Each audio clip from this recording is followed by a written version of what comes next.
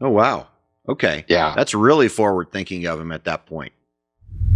What about equity? So you've got 4 family members in this business. You're president, CEO, your dad's chairman. This is a real tricky thing for families to figure out how to get equity to children. Absolutely. How did you figure this out?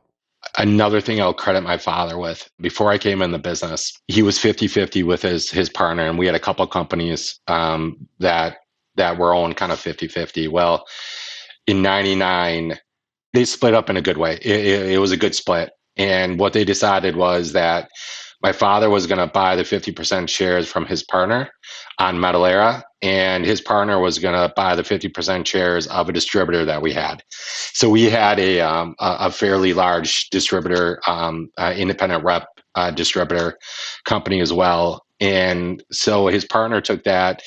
When my father bought the shares, he ended up having his kids buy it. So what we did is we ended up getting 30, 30, 30, and my father kept 10. He kept most of the voting rights, but the equity got into it. So, it was sub 10 million at the time. So the equity, it was at a reasonable cost. And what he did is he set up notes.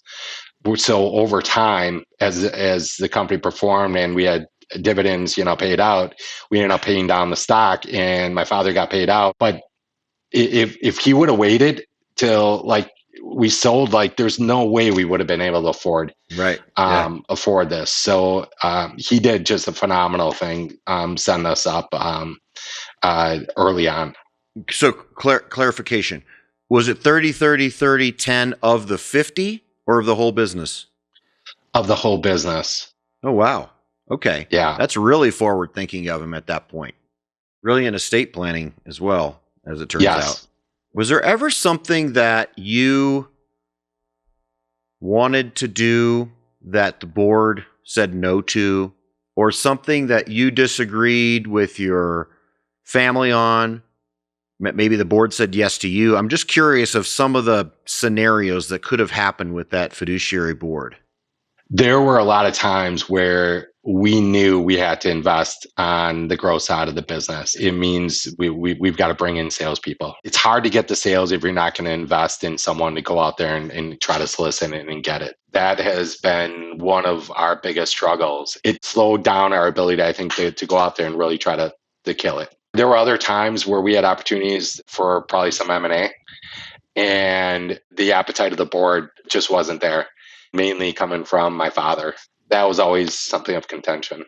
What drives you to actually sell this business? Because from the outside looking in, I'm saying, wow, incredible growth. I assume you have strong profit, so it must have cash flowed well. This sounds like a great business. It's growing like crazy. Why on earth would you sell it?